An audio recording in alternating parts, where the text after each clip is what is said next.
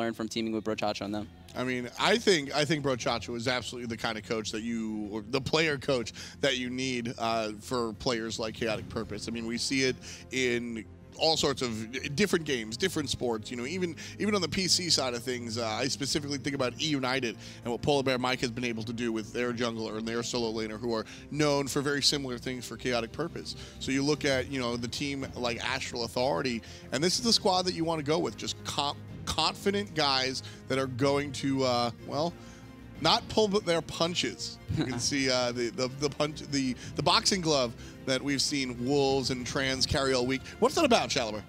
I don't know. I think he thinks that it makes him intimidating. Didn't work on me, though. Well, when I saw them first, I was like, oh, okay, so the two side laners over there have the gloves, and then everyone else is just kind of meeting in the middle, right? Maybe. Well, Osiris is going to be the first choice here for Myth. I do like the ban. I want to point out specifically the Zeus ban here for Myth.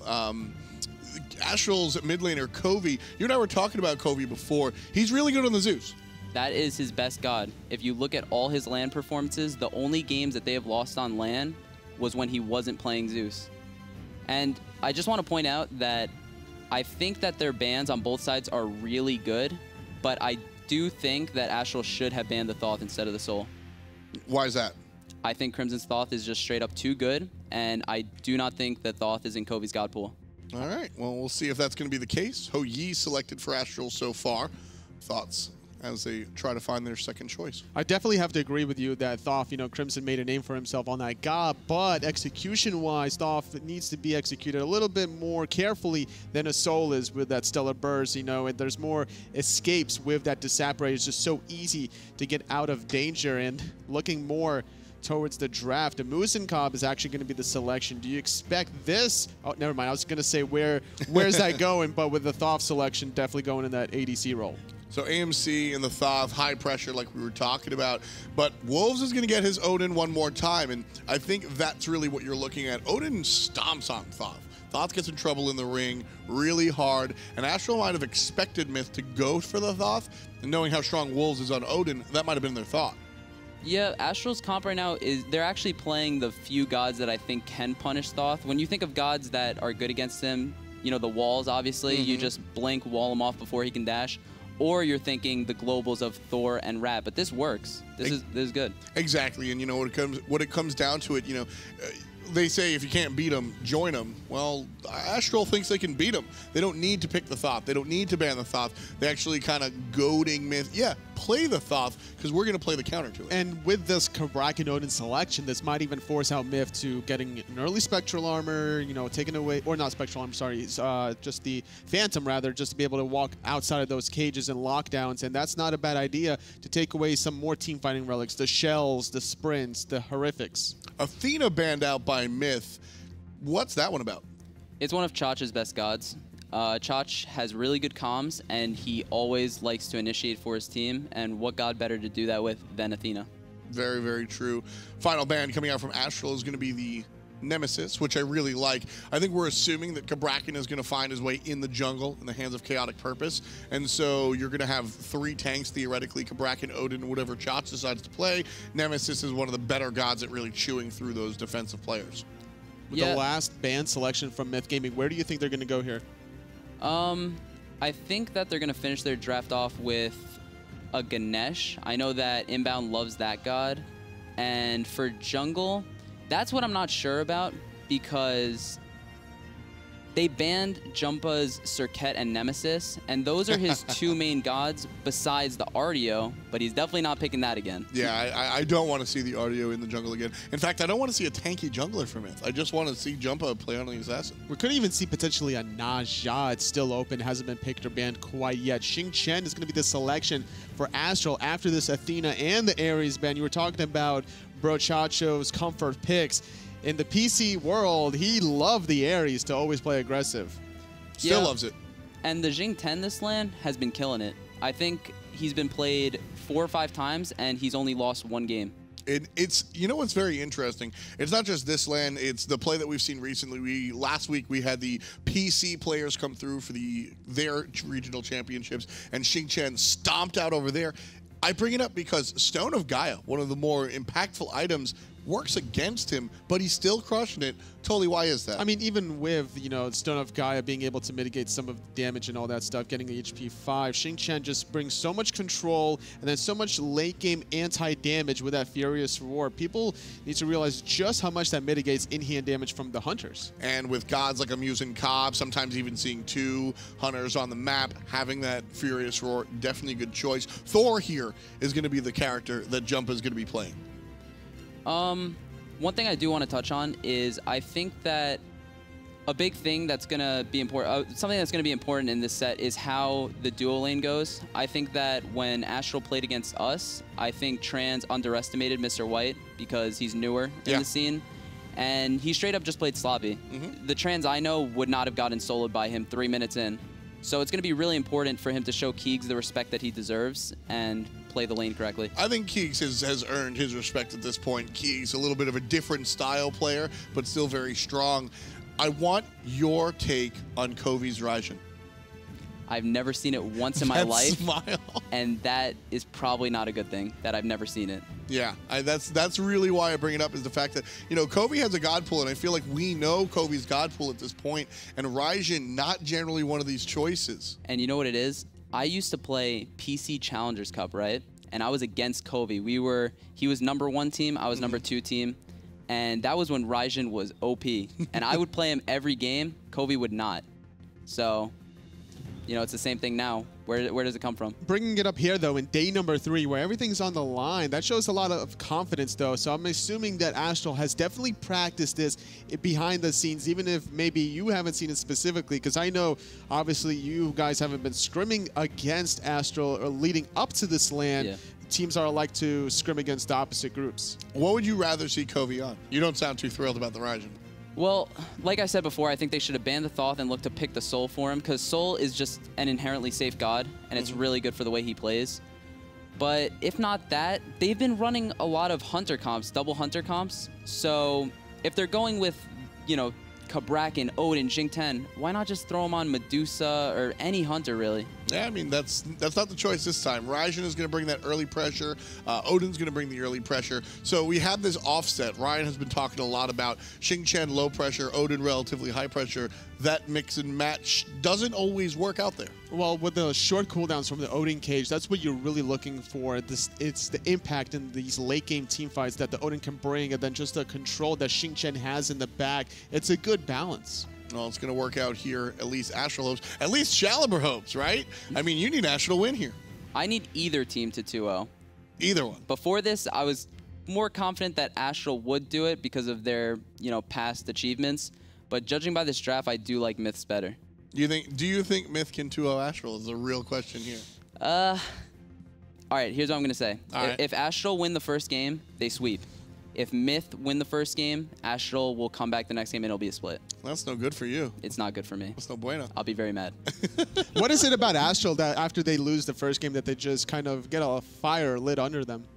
Well, they'll probably just realize what they did wrong. Brochacho's really good when he loses at figuring out what happened, and I don't know. I think when they lose, it just gets them angry, and it, you know, they just come back stronger.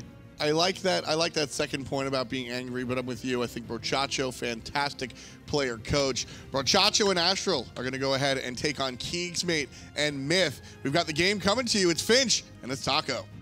Thank you, Tom. It is indeed Finch and Taco over here to talk about this Myth-Astral matchup and then to get us into the game here. But Taco, I want to ask you were saying you liked this Astral draft earlier. Talk to me a bit about it. I absolutely love the Astral Authority draft, and I think my only concern would have to be on that Raijin selection, because we have really never seen this from Kobe before, and not in a very long time. And Astral been favoring that double Hunter composition. A little bit surprised that they didn't maybe look for a neat selection instead. Well, like we heard from Shaliber, I mean, they're really hoping everyone else in this group that it's a 2-0 either direction here. That way, it's a clearer path to qualifying. If they end up splitting, they're both sitting at 5, and then later on Soar also 2-0's Kaz. I mean, they're hoping that they do. We'd have 3 teams at 5 points, a 3-way tie we'd have to try and resolve somehow. So sort of hoping not to have to grind through all that. With how close the competition has been between all of these teams, though, it would not surprise me in the least to see at least a couple of tiebreakers coming through. And this is a very 50-50 position right now for both teams, because Myth, I have to agree with Chalibur. I do feel as though Myth potentially has a stronger draft. The only thing is that it's really going to come down to how Wolves pilots this Odin. If it is the Odin solo, it could potentially be Brochacho flexing the Odin support. Yeah. But I feel as though that Odin has to constantly lock down the Thoth or the Amuzin Cobb if Astral really want to shut down the damage that Myth could potentially put out. And you talked a little bit about that double hunter composition of because a lot of times when we see the triple tank, it is with those 2 physical hunters. What are they hoping to get out of this Raijin rather than going to go with that like double hunter composition? It's the range burst damage, as well as those Taiko drums could provide a decent bit of crowd control in those team fights as well, especially since Astral is a team that loves fighting in the jungle. They love taking up engagements on top of buffs, and whenever you have a team that's trying to prioritize invades and jungle control, Raijin's certainly the guy to do it.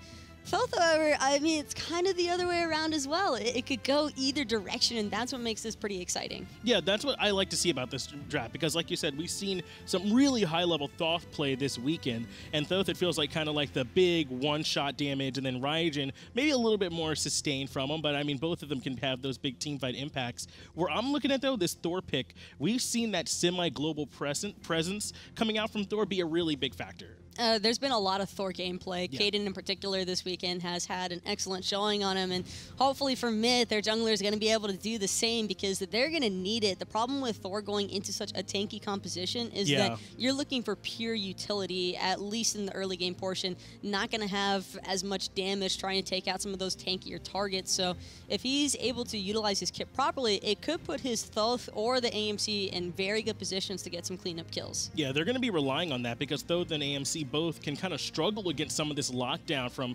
Kabrakan and Odin. They're not really leapers. They're more like, well, Amuzin Cobb doesn't really have any movement. They really he kind of moves a little bit faster is kind of what he does. So hopefully they get enough out of this Kabrakan Odin, and they can create some problems for that backline for Myth. I'm expecting the Kabrakan to be entirely for chaotic purpose here. I mean, there's no way that that's not going to be KP's god, and I would like to see him opt for the Blink first relic. That way he could apply a little bit more pressure onto that Thoth AMC early on. More particularly the duo lane. I think Keegs will probably be the most punishable member from Myth. The Thoth will be a little bit harder to capitalize on, because I'm expecting the Ganesh to just be hanging around him at every single corner, every single objective in camp. And when you have to worry about that silence from Ganesh, it kind of cancels a lot of what Kabrakan's trying to do.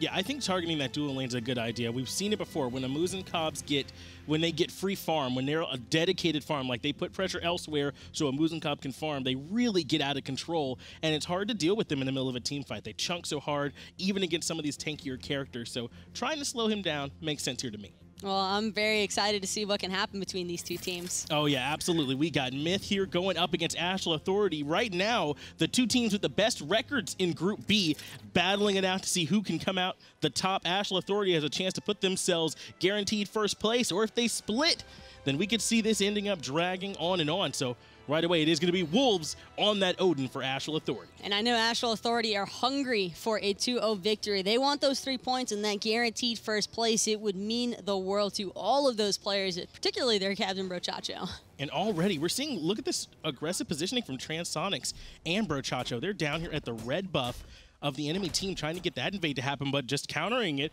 is Keegs and Inbound, so in the end it'll essentially be a wash as those 2 are hanging out together. The thing is that Keegs and Inbound actually have better level 1 clear, even though Transonics is playing the Hu Yi. Xingtian can kind of struggle in comparison to the Ganesh clear from the support.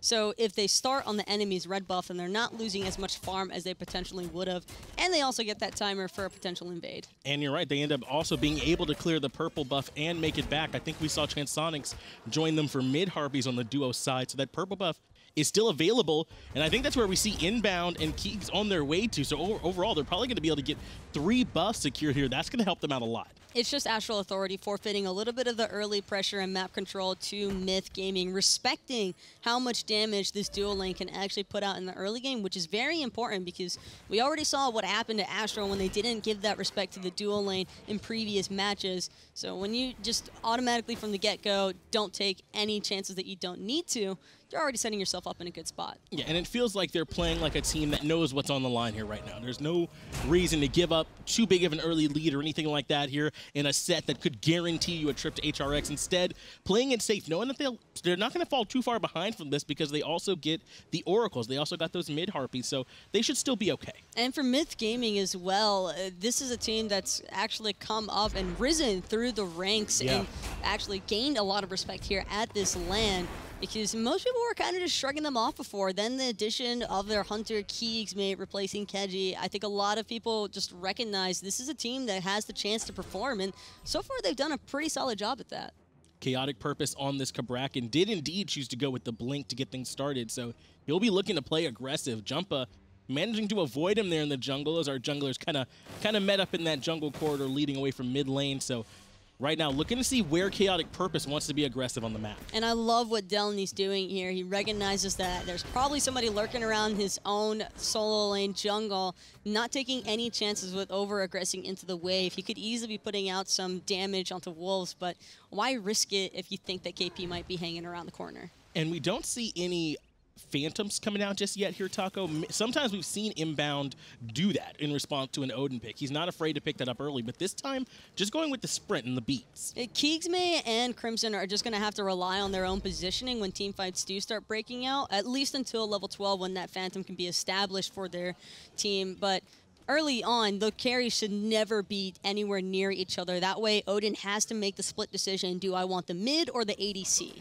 And they're a little bit safer because it's Wolves on the Odin in the solo lane. Before, we've seen sometimes Odin support where you have to react to a little bit earlier, but now they're hoping that they won't have to worry about it too early on. The Ohm, though, comes down to Brochacho. The Suns coming out from Transonics in respawn. The up-down to try and lock him down in it. Already Keegs is on the run, but not fast enough. Transonics gets first blood. Inbound. You're not going to be able to get away either. 2 quick kills. Go over to the Hunter for Astral Authority. That is the start that you want to see for Astral Authority if you're a fan of the team, because Transonics with a double kill early on is probably one of the last people I want to see on this team with a lead. No, that is scary if you're on Myth Gaming. Already the dual lane for Astral Authority putting it to Myth Gaming, because it doesn't mean too much in terms of the overall gold lead, but the duo lane of Keegs and Inbound are going to have to watch out. Where that fight goes downhill, though, for Myth is just the AoE spread damage of those Suns from the Huyi ultimate. They weren't really trapped inside of it, but it was clearing the creep wave, and so they were worrying about some Archer damage coming in.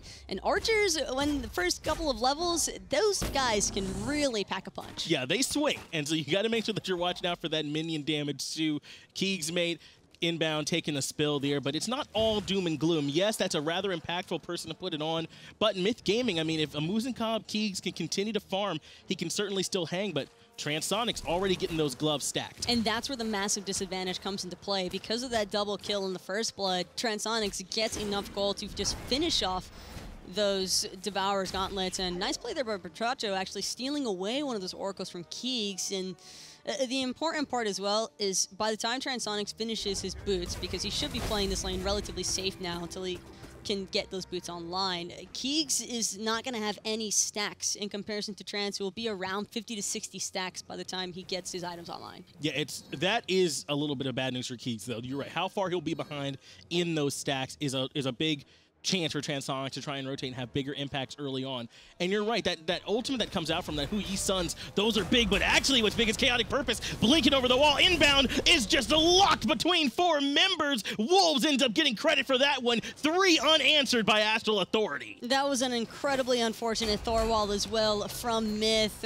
Jumpa really wanted to try and help out his support, but instead ended up trapping him on the other side of it, and Inbound just could not get that dash off to get away. And that was the blink you were talking about from Chaotic Purpose, man. He came over the wall and helped set that up. Brochacho now jumping in. Keegsmate getting rooted down. He's in trouble. Already the damage comes in. He just tries to turn it back, but it's not enough. Chaotic Purpose now with the kill landing in, though, is Jumpa. Jumpa is mostly just there to drop the stun, though. He can't really get too much poke out onto Transonics or really pursue a kill. since Trans still has 2 members from his own team lurking around, and Astral Authority spreading the map so hard right now. That's exactly what's happening. Chaotic Purpose all the way over here in duo lane, creating problems for Keegs along with Brochacho. These Guardians providing so much control. Brochacho over the wall, actually. Big play for Crimson. He solo basically gets that done solo. Wow. That's why you don't like Crimson at Thoth. Wow. That right there, primary example. If Crimson can keep replicating that exact same situation, it is going to spell disaster for Astral Authority. And Taco, there was 0 margin for error on that play. He hits all the shots over the wall and the stun, and then perfectly times the ult. I don't think he had much more time where he would have been in range to land that shot. Everything had to be done perfectly, and Crimson did it. Basically a big individual effort there from the mid laner for Myth Gaming to try and slow Astral down a bit. And even though it might not seem that important to get that kill onto Brochacho, it's the morale boost for the team. Yeah. Right now, Astral have been running the map, and so for Crimson to have that sort of retaliation, seemingly out of nowhere as well, it's something that you don't think he actually has a chance to kill Brochacho, and then he just does. And it's, I think in large part, just some vision too. He just knew where he was. So Crimson doing a good job making that play for his team, blinking in his Chaotic Purpose. The wall keeps him separated on this side, and the Ohm slows him down too. Hammer from Jumpa doesn't quite hit home, so Brochacho and Chaotic Purpose get to head back to mid lane for now and just go back to farming. Great silence out of inbound, and that's what he has to do reflexively. Anytime you see that Kraken blink go off, silence. It has to happen. Otherwise, his teammates are probably going to be stunned out in a position that they don't want to be in. Jumpa goes up into the air, looking to fight over these oracles.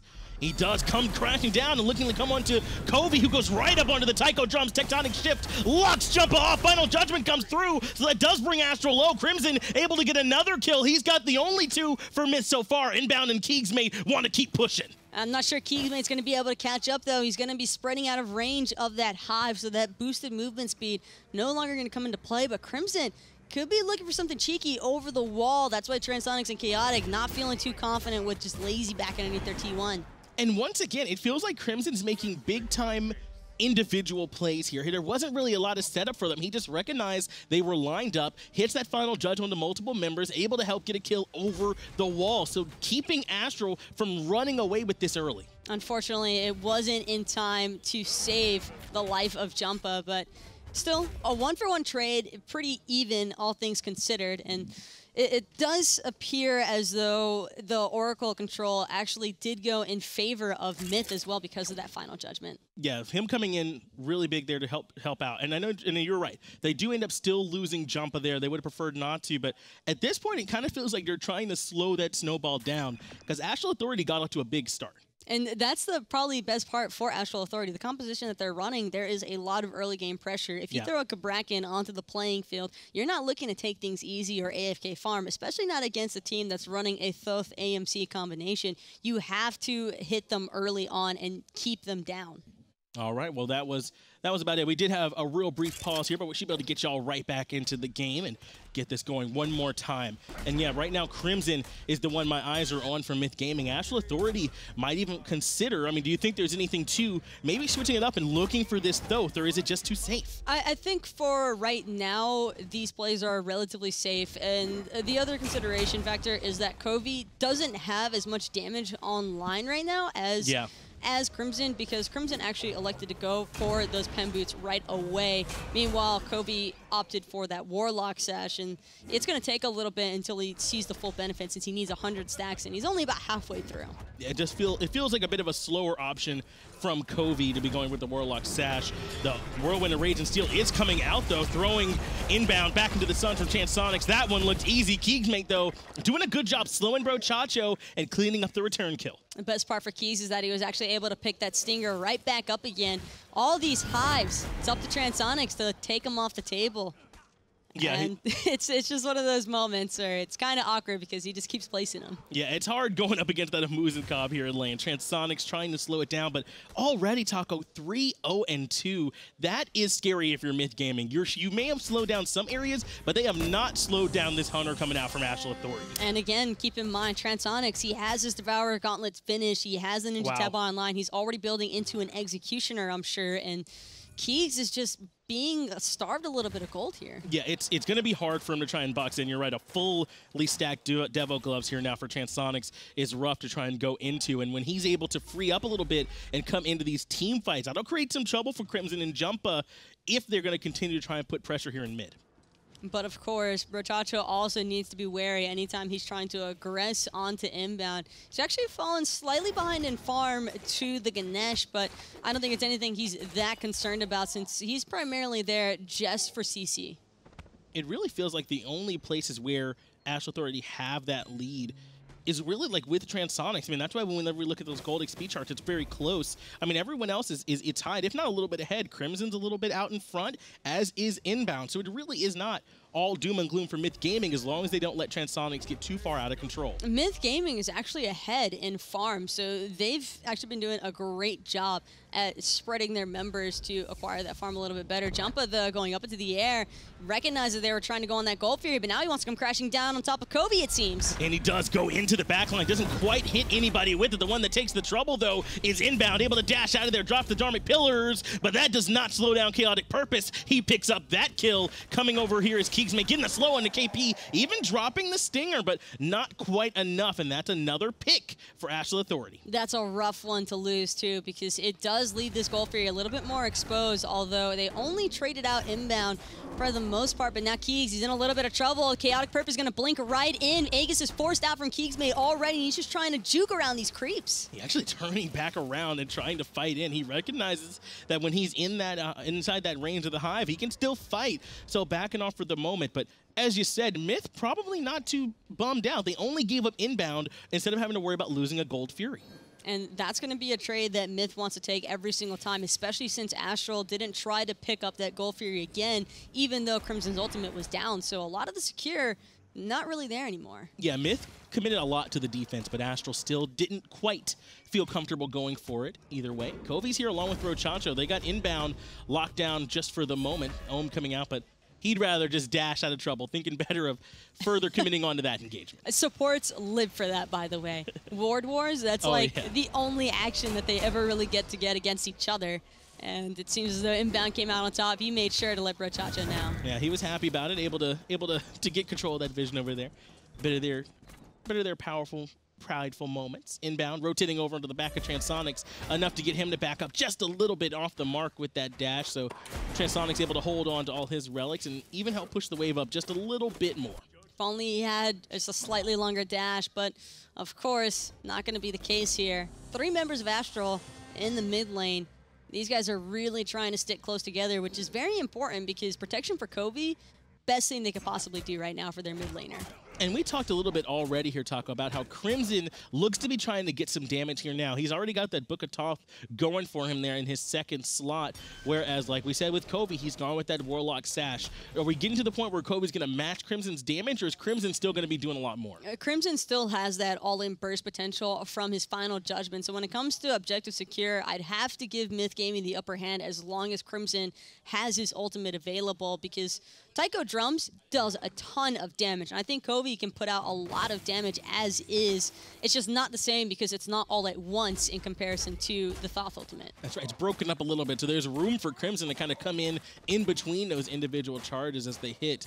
Astral Authority coming over to get the Oracles, and it looks like they don't want to do anything more. They pulled that first Gold Fury, and Myth Gaming were ready to respond. They were there right on time, so I think that's kind of gotten Astral slowing down a bit. And like you said, they're actually really not out in front here in this game. Astral really are playing this game with discipline, and that's going to be purely off the shot calling from Brochacho. He loves having his team work in a highly coordinated fashion, and that's exactly what we're getting from Astral Authority. Astral pushed their limits. They wanted to see how Myth Gaming would respond, and Myth had some very decent responses, picking up some one-for-one trades, and with that in mind, Astral are just going to probably wait it out until they know that they can pressure the advantage in a fight.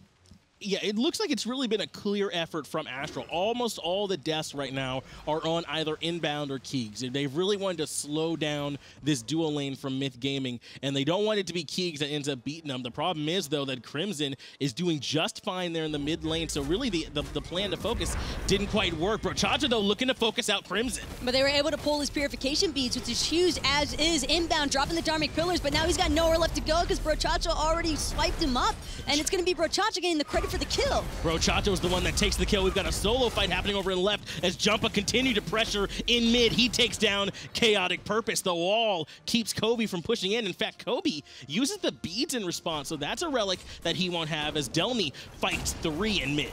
And Delny, though, he's got nowhere to go. Kobe's taking out huge chunks of his health, only has that physical protection at the moment, no magical defense, so Kobe's having his way with him. And that's going to be the Lord of the Afterlife now being used by Delny, so he won't have it. And that was all Astral needed to come over and pull this Gold Fury. Wolves still has the cage available here too, Taco, so if he wants to isolate them with it, he can, but no one's really in position. They should be able to take this Gold Fury relatively free. And it's actually Keegs who's in a lot of trouble right now. Crimson, though, going to be able to find Brochacha on the backside. Keegs is no mana, but he's trying to chase this. Should be an easy one for Transonics. Yeah, Keegs going in a little bit too aggressively there. I perhaps expecting the rest of Astral to just back off after getting the Gold Fury, but instead they came barreling in, cleaned up the kill onto the duo lane for Myth Gaming, and now that the Gold Fury, Astral have their first bit gold lead here, only about 800 or so gold, but it's the beginnings. And Chaotic, he wants to prevent this Portal Demon from going down, not necessarily at all costs, though. He's the only member from his team alive right now on this side of the map, and it's going to actually be the Secure from Myth Gaming along with Jumpa taking out Chaotic. Yeah, Chaotic Purpose went in, but Myth Gaming really wanted it. The Tier 1 tower in left falls as Transonics didn't rotate over. In fact, now pressuring this Tier 2, but they committed several ultimates there to secure KP and that Portal Demon. Crimson, though, rotating in on the back, already used the dash. I love this attention to detail by Crimson, not allowing Transonics to just freely farm out that dual lane tower, but of course, it's already taken a massive amount of poke, and Transonics, he's level 16. He is huge right now, fully built Executioner. Jumpa, maybe thinking twice about dropping that wall into Kobe. They were able to take both the Oracles, were Myth Gaming. Kobe getting a little damage onto Jumpa over the wall, but correct me if I'm wrong here, Taco, we still really haven't seen a big full-on team fight that I don't think just yet, and considering how big Transonics is, once that breaks out, I mean, I'm thinking that I might favor Astral in that fight. Most of these situations have been 2v3s, 1v3s, and the like. It's never really been that full-on team brawl that we're accustomed to seeing, but we're only about 18 minutes into the game.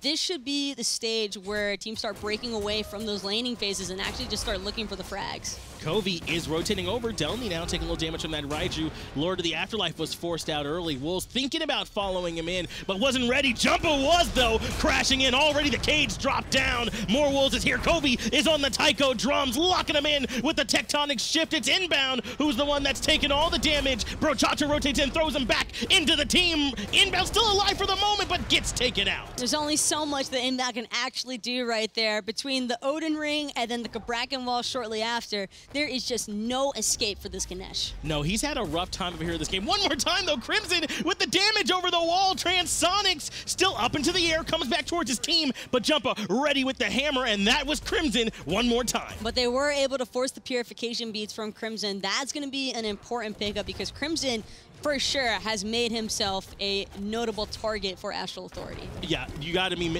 watching out for this Thoth pick. I mean, he's been all over the place. If there's a wall near you, assume Crimson's on the other side of it, trying to hit you with damage, because that's how he's been playing this game. And that's the craziest part, too, about Myth, is they just drop their wards in such random places to allow their mid laner to have that visibility and make sure that he can just get out as much poke as possible. And he's been doing it. Keegs responding with that Tier 1 tower in duo lane. That one finally came tumbling to the ground.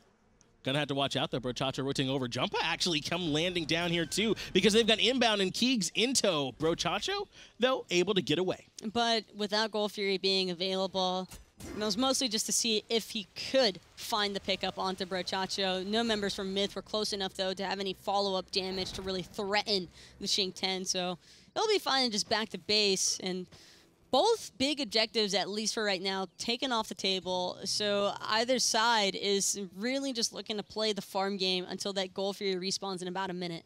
And I've been talking a lot about how well Crimson's been playing, but Taco, Jumpa's been looking good on this Thor so far for Myth Gaming too. I mean, using these ultimates to set up for the rest of his team to try and bail him out when he can. Looking to contest the speed buff is Astral Authority. Delny rotating in on the backside of the team fight here too, but everyone for the most part looks like they'll be able to get out if they so choose. Transonics, though, he might not be done just yet with inbound, trying to get some poke aggression onto him. Wolves, I believe he was looking for the cage there, but that's going to be a quick stun stop by Crimson. Delny is on the back end of this team fight. He came into Transonics to force him back inbound, though. Once again, the one taking the damage, able to dash through the tectonic shift, though, is the Elephant. Jumpa lands down, stuns 3, and gets him knocked up. Transonics, though, raining down the Suns. And it's going to be Delny just trying to get out through these Suns. Transonics going to get a nice stun onto Delny with that ricochet. Now Lord of the Astral is being forced away, but inbound, nowhere left to run, but everything is just so much chaos. Right now, Jumpa jumped in, trying to get Transonics, who was low, but instead ends up taking down Chaotic Purpose. Transonics returns with the ricochet onto inbound. 1 for 1 here so far. Support fell for Jungler. Delny is hanging around the back end of the fight, but it's only Brochacho and Covey, so he can't go in. And Transonics, he was just waiting for that Aussie proc to get some lifesteal going, actually finishing off with the Aussie, and now that he's 3/4 health, he might feel confident enough to push this T1 in solo. And that was a really extended engagement that we just saw there, Taco. And it was hard, it seemed like, for good target focus to come out. A lot of low health bars, but no one getting finally finished off. As Myth, it looks like, are pulling the Gold Fury, trying to bait Wolves in. Jumpa's coming around the back. And Wolves, though, he's going to be able to jump over the wall into his red buff territory, but the Gold Fury is still available. Wolves know it's happening. Not sure if Astral Authority is going to be able to respond in time. Transonics is here, Brochacho's here, but Final Judgment is good. And it comes crashing through Transonics, and more Wolves. Over the wall must the Hunter go. The stun comes out from Crimson one more time. Wolves is low, even inside his own cage, uses the shield to get away for the moment. Delny, though, wants more. Transonics, though, he's back to being full health, trying to get the ricochet stun onto Jumpa, who's just barely going to avoid it. Gold Fury, though, still being pulled by Myth Gaming. And it's very low. Myth were able to secure it, even with Chaotic Purpose right there in their faces. In fact, he's gone. Keegs ends up getting credit for that one with help from Crimson, so they take the Gold Fury and the kill, now up about 1,500 gold. And this is the Myth Gaming that you have to respect. These guys, just such great execution there, pulling the Gold Fury at the same time, keeping the attention of Astral Authority spread to 2 different places because of their zoning.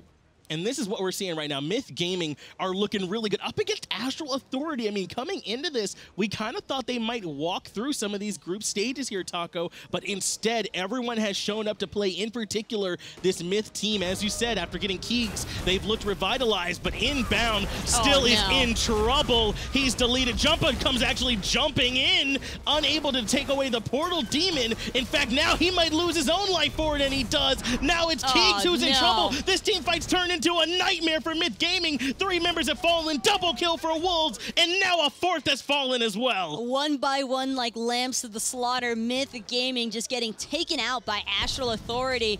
It all started off with inbound just being a little bit too far up without his team to back him up, and of course, Astral Authority, you make mistakes like that against this team, they are way too seasoned to not punish you for it. Yeah, this Fire Giant looks like it is something that could be taken. Crimson does have Final Judgment available, but he's been zoned away by more Wolves. And right when we start talking, Taco, about how clean Myth Gaming are looking, they make a poor play here, it feels like, over at the Portal team. It's the caster's curse. Yeah. I'm pretty sure we just jinxed that entire team in one moment, and I apologize sincerely because I love watching some great Smite action. This game has been so back and forth between these 2 teams, and it only takes a moment of lack of focus for things like that to happen. And that's what it felt like to me. It felt like lack of focus. Inbound was out of position. Okay, we lost inbound. But instead, Jumpa comes crashing in, and then comes in Crimson as well, and they end up getting locked into the control that this triple tank comp can provide for them. Astral Authority played the fight perfectly as it came to them. They get the Fire Giant now. They're up